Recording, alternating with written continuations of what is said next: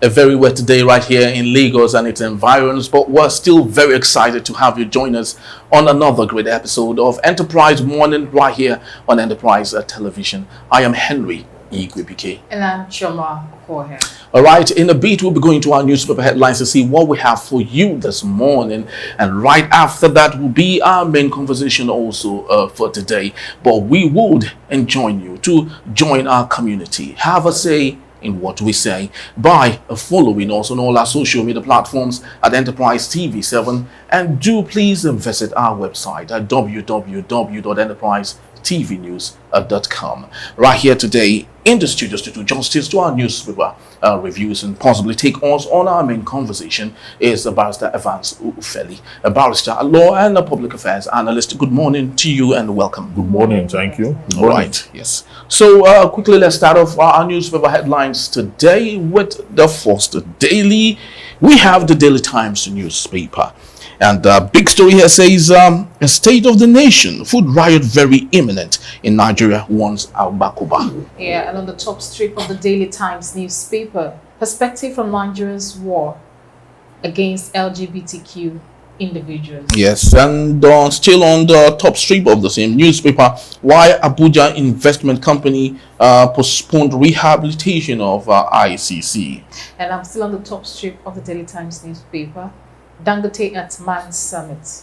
No growth will happen with 30% interest rate. And also on the bottom strip, Sanu to shut down universities July 4th over withheld salaries. And aviation unions brace for shutdown over planned concession of Kano Airport. Very true. So let's take on the main story here. Yeah. Choma. And the food riots very imminent in Nigeria once Agbakoba. Now looking at the current state of the country and the rate at which the price of food is really going high. Yes. What awaits Nigerians at this stage? The federal government have to do something very drastic now, because the policy they came up with about opening the borders and then having the influx of grains and food and all that seems not to have yielded any positive result, because whilst the food are even coming in and even those that are being smuggled, the price is still high. The reason is because the cost of transporting it into the country too is not what it used to be. So when the federal government laid down that they said if you open all the borders and all that, possibly you're going to have enough and price will crash, they forgot that the cost of bringing it into the country and moving it around, the federal government itself had increased it. So the foods are coming in, the prices are still going up, defying economic principles, because ordinarily when you have huge supply, okay, you are supposed to have crash in price, okay, and even demand is even going down too, because people don't have disposable income to access the food in the first place. So it's not different from what is going on in Kenya. What's going on in Kenya is food riot, it's food crisis, because even though it's tied to tax, okay, even though tax is the overriding thing we see on the truth is that the people's grievance have gone beyond tax. They're also calling for change in so many things, including the president to go, because they too are not. So it's also tied to welfare. Okay, food is welfare. Now, Agbakoba is saying this at a time when we're almost at the brink of it. If not that the Nigerian is a very resistant person. We're already at the cliff. We are at the threshold of that. We have met all the conditions for disintegration to that level as it relates to welfare. Yeah. So what should a sensitive government do is to look at how the federal government can partner with the states early enough to arrest the situation before you have a breakdown. We're told that the federal government have developed silos, okay? That was during December, January period up to February. Now, we've not heard anything about the silos again. We've not heard anything about the grains and all that. So it tells you that there's no sincerity of purpose as to the welfare of the citizens. to make the cost of food, reduce for the average person to access it, is the reason where we are today. And that call is critical. I don't know how the government's looking at it. This one, they are talking about 100,000 families that will get 50,000. Doesn't sound like solution. It sounds like even a problem. Yes. Because how are they going to go? Are they going to use the old register that the federal government came up with? Or are they going to ask the states to bring another register? The one they used previously was faulted. In fact, the minister is even under investigation now and prosecution. Okay, on that. So, are we going to develop another register, and how quick would that be done?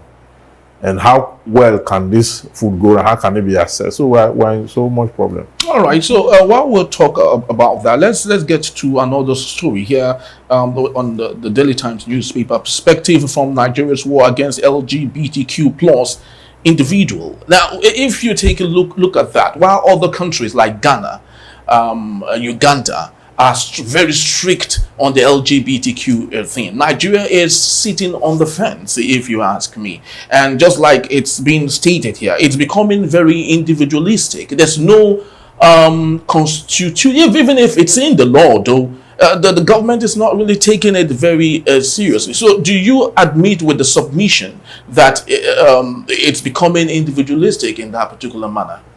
Well, that community is growing very rapid. Okay, it's growing very rapidly. I've been in a program where some persons were interviewed, and some persons have made very strong statements. First of all, let me say Nigeria is not at the edge. Nigeria is not dilly-dallying. Nigeria have a law already against it. What you will say is that how many persons have they prosecuted successfully and convicted to go in for 14 years in the penalty? Exactly. Yeah. Okay, but the issue is that when you listen to people, you find out that community is growing. I have been in a program where some persons came out to share their story, how they got into it. And they said that they never knew that that space, I don't know how appropriate this is on TV, that they never knew that space had the dose of pleasure in that space is more than what we have for those who are straight and those who are actually in compliance with the order of nature. Because what you have there is something at variance with the order of nature. And that is what some people think they will explore and all that. There are people have come with a lot of explanation, even scientific explanation to why that is. Some said it is hormonal dysreaction. Some talk about psychological issues. Some talk about habitual indulgence. Okay, some talk about experimentation. There were those who didn't want to do it. They went for experiment and they got hooked. Okay, by their own indulgences and excesses, they got hooked. There are those who have also talked about the fact that it comes with so many economic benefits. Okay, that in same sex, there's a male in the same sex narrative. Two females, lesbians, there's a male in that conversation, and that male provides the huge economic resources for the female in the narration. Two male, the two male, one is the male, the other is the.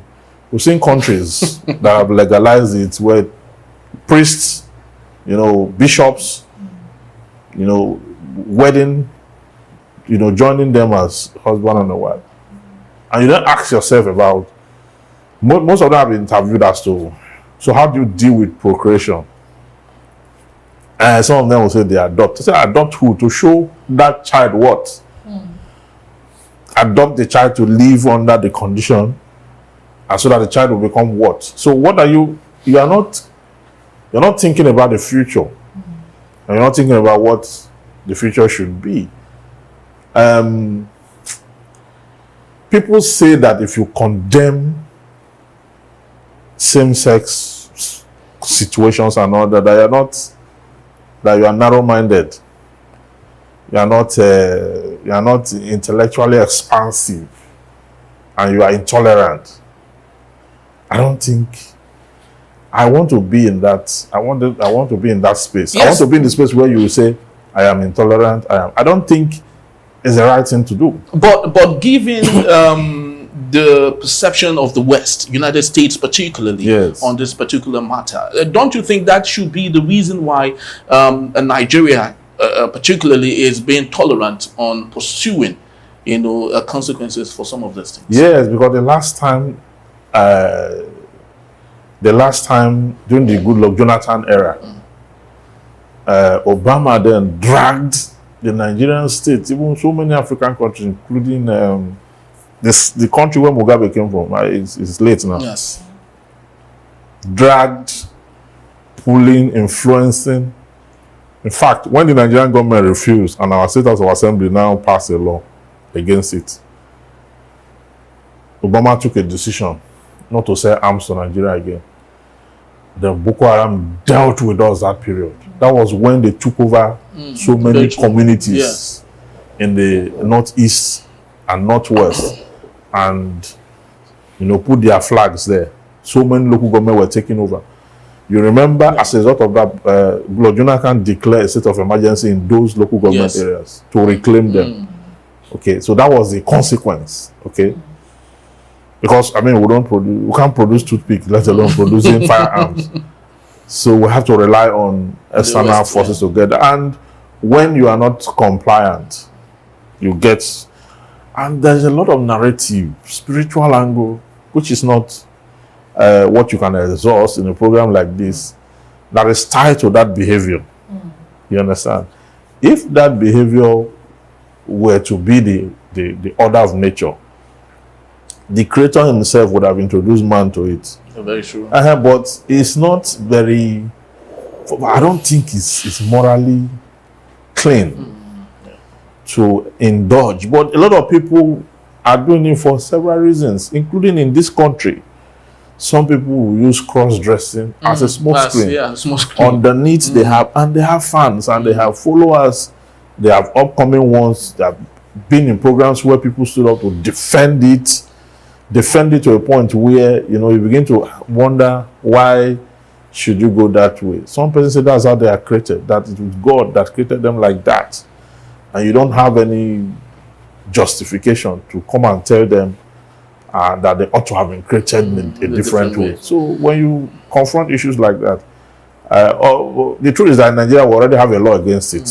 Okay, so as we speak now, anybody who goes that way and is prosecuted. But it's just that if you look at it deeply, you notice also that if it's not stealing, if you are not into maybe internet fraud or something that is outrightly a crime, up until people don't, even the police, they are not even interested in. Say two people are, they feel sometimes they won't make money from there. So they focus on cases that have economic value. Very true. These ones are just two people who are morally bankrupt. How much are you going to make for it? So it makes it difficult for them to even take them on. All right, so let's move on to our next daily. What do we have? Yeah, this is with next daily on our desk is this day newspaper. And the big story here from Shatima. Federal government seeking policy framework roadmap to revamp manufacturing sector. And we'll have about 3 riders to that particular story. 6, prioritization of local content made in Nigerian goods. And Dangote faults CBN over 26% interest rate. Still on the rider, LCCI comments Apex Bank's removal of price verification system. All right, and still on the story there, Southeast governors presses for economic integration and Nnamdi Kanu's release. And we have pictures of the Southeast governors in Enugu with a press conference and a communique to that cause. Okay, let's look at some of the story. The top strip of this day newspaper, we have the Melekiari to IOCs. Nigeria will produce its oil, won't wait for you. that is coming from Ilokea. All right, so let's look at this this particular story. Southeast Governor's presses for economic integration and Nnamdi Kanu's release. It's over a decade now after the Nigerian Biafran Civil War. The southeast of Nigeria are still crying aloud on a possible economic neglect of that particular region. The Southeast governors are meeting or have met in Enugu and have given a communique to that effect. Amongst that is economic integration and Nnamdi Kanu's release. How serious do you think these governors are, knowing that right there in their hands are grants that they should start what they are preaching, but they are not doing it? How serious do you think they are? They are not serious. They are not serious. The funds that goes to them every month and the huge even empowerment that the federal government add to it, they should first of all come and account for that money that the federal government gave them to buy food for the poor. They pocketed it. Now they are meeting. They are meeting to do what? To tell federal government, apart from the name they can't go and go to it, I'm not interested in that other thing they are meeting for. I'm not.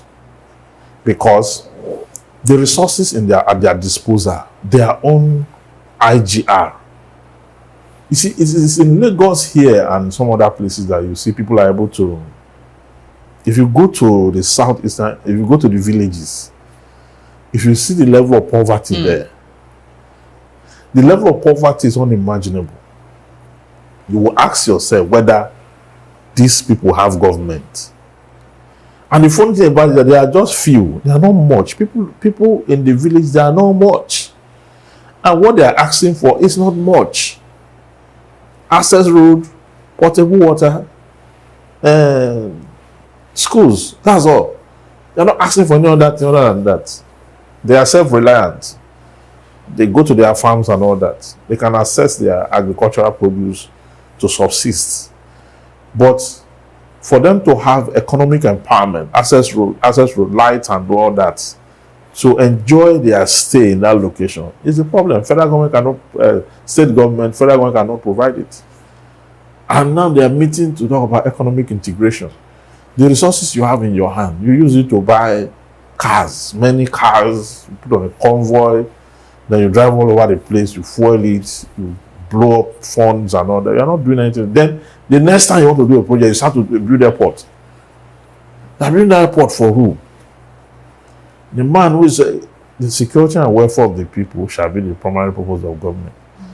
The welfare of the man in the village is not airport. The man in the village does not need airport. So you cannot squander all the resources that belong to the people and then use what is left to build for the elite. Because airport is for the elite. The poor man is not flying anywhere, apart from those who are witches. Not going anywhere. Take that money as to build airports, channel it into agricultural hub, create a retreat, a farm settlement, empower the locals to go and farm, subsidize the products, then export, keep them engaged. You know, they are in subsistence agriculture. Why don't you buy tractors for them? You use the money to go and build airports. Buy tractors for them, get them soft loans, give them quality seed, give them fertilizer. Okay? The yield that will come out from there. Because you see, this whole food we sell around the country, do you know that they are all grown from subsistence agriculture? Subsistence farming, yeah. Not even GMO. In countries where their population is not even up to our population, they are using GMO to improve yield. You don't understand what I'm saying? The UK, how many are they?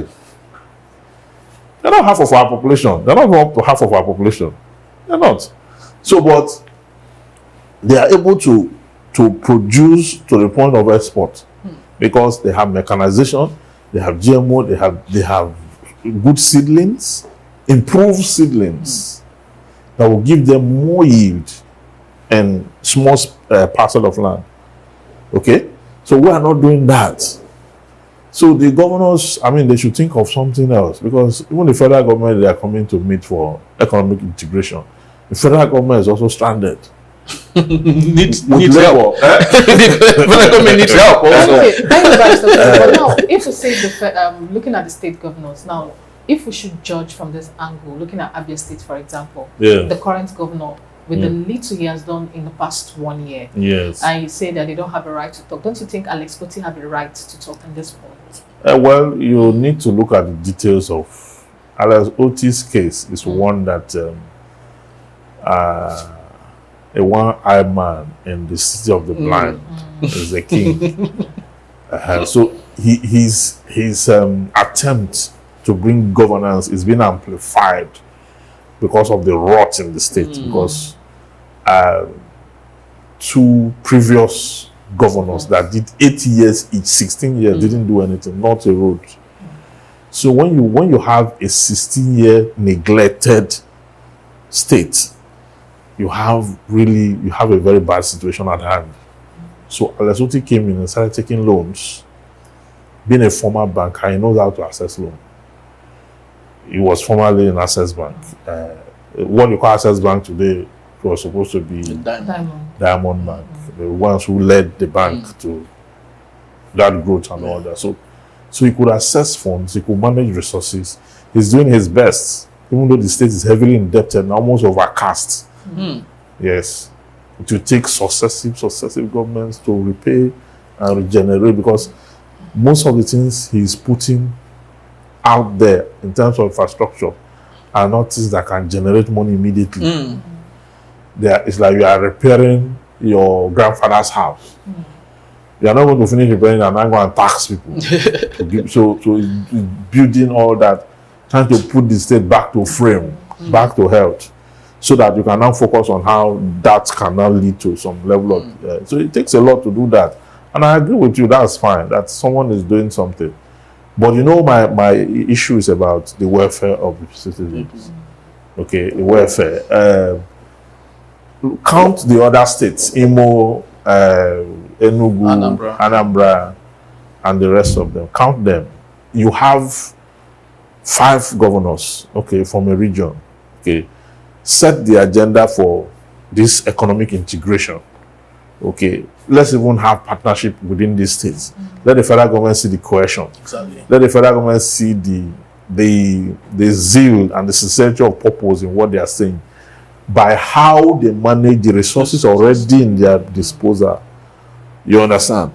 Because if you are calling the federal government for economic integration, the best the federal government can do is to tie the federal road that runs through your state. You are not asking the federal government to give you extra money. Very true. Tie the road, then maybe the power supply, increase the capacity. Maybe the federal government have institutions in those areas. You're asking them to retool it. That's the best economy. But otherwise, you are a sub-sovereign. And as a sub-sovereign, you are supposed to take care of your citizens, and that is how you receive allocation. That is why you create IGR. You collect tax in your states. So you need to do what you have to do. All right. Quickly and finally, let's move to the Punch newspaper. The big story here says cholera, 33 states battle 2,102 cases as NYSC enforces strict camp rules. Lagos, Bayelsa, 8 others have 90% of cases as infections spread to 122 local government areas. And still on the Punch newspaper, 5 to die by hanging for Heather's killing in Osun State. Yes, and on the top strip of the same newspaper, Nigerians bought 16 trillion naira worth of generator fuel in 2023. That's coming from the federal government. And still on the top strip, CBN threatens to sanction banks, rejecting old dollar notes. Details are on page 12. Dangote decries high interest rate, seeks government intervention. But Stefan Sufeli, let's talk about Dangote for a bit. It's strange, it's very strange that at a time like this, Dangote is speaking out. Unlike him, he used to enjoy all the accolades and possible economic freebies. And right now, it's a bit difficult because he's crying. He just talked about the IOCs the other time, trying to frustrate his refinery. And right now, he's speaking on interest rates suddenly. What do you think is happening beneath the whole Before thing. now, Dangote have been producing goods that are not highly regulated. When you produce tomatoes, Maggi, who is regulating Maggi? There's no VAT on Maggi, so it's not. It wasn't the mainstream all this while. Yeah, his business is tied to householdings, households, goods. What do you call it? Spaghetti, sugar, FMCGs. all those household staples. Yes. It's called staples. Yes. Staples. So, staples. So he's not now. He has moved into a phase in his business that is highly regulated, and in that space, he has not been able to tame the demons in that space. Every space has its demons. So he just jumped into the stratosphere because he has money. He's the richest man in Africa. He is able to jump into any space before he begins to think about who are the landlords here. And are these people going to allow me to? He complained about the international oil companies not too long ago, how that there is a pause somewhere to frustrate his refinery to ensure that those people continue dominance and monopoly, because he is actually a threat. You know, in capitalism, there is no prayers, there is no right or wrong, there's no morality. Capitalism, it's like politics. So now it's complaining about the interest rates of the bank, but you should know that when you have inflation at 33.9%, okay, so what will happen to interest rates? Interest rate will fluctuate too. Everything will be on the rise, because inflation is economic high blood pressure. It's like when the blood in the system is constantly high because of wahala. There's wahala in the economy, and the economy have high blood pressure. That's what inflation means, and it continues to eat in deep into the fabrics, because the country is not even an economic viable state. It does not produce anything. Okay, so for why should you complain about interest? What should the CBN do?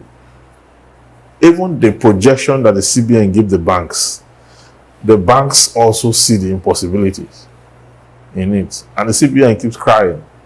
The CBN will issue directives to the banks. The banks will want to apply the directive. The thing will not work. They will increase. Then the end users, Dangote and the rest of them who are taking loan, they will now cry to the federal government. The CBN will now call the commercial bank, want to sanction them. You understand? Let me just tell you what is going on now. Our banks now, they are not even thinking about interest rate. That's not their problem. All of them, they are working day and night for the recapitalization that is coming. None of them want to, as we speak now, it's only 7 that can recapitalize. Wow. It's only 7 amongst 25. Yes, that have the capacity to recapitalize. Okay, so the window they have, look at all of them now, Fidelity and all of them, they have open public offers. They are selling public offers. Have you ever seen where a bank is selling public offers and they are not doing advert on TV? Have you seen it before? This is the first time. They don't have the money to put the advert on TV. Wow. Have you seen one? Wow, that's a big one. It's when you enter the bank, you want to do transaction, one person will not come and meet you and say, there's a public offer. So one lady came to meet me in one of the banks. So there's a public offer. I said, what is the advert now? Give me the advert. He said, they have not done the advert. I said, I know what's wrong with you people. There's no money. He said, my brother, there's no money. I said, give me the flyer. Let me even see the flyer. Some of them don't even have flyer. They'll just bring the form for you. They cannot. Okay? So, all the banks now, they are running for their heads. One just shut down not too long ago. Heritage Bank is gone. Okay, now it's NDIC trying to, the funds insured, because you can't get 100% of what you deposited. If you deposit 10,000 now, they give you 2,000. Then they will now go into liquidation. So liquidation, after they start to sell assets and they recover some funds, they will now give you another 2,000. Then later you forget the remaining one. Yes, sir. So that is where this bank, they are not healthy. Things are not the way it used to be. And they are battling with so many things, even manpower and all that. So many things are going on in the banks now. So this is not the time for Dangote to come and say something about interest rate. The banks are not listening. Even CBN, no. CBN is also treating that area with kid gloves. Because by the time you put so much pressure on the banks not to do business, how would they be able to recapitalize? As we speak, our banks are so weak that our banks cannot take heavy investors. Part of the reason why you don't see investors all over the place is because the banks cannot even afford the loans. What they do now is buying and selling. Recharge card, banks are selling recharge card. Sell recharge card, they sell NEPA lights, use DSTV, buying and selling. The banks are not different from the market women now.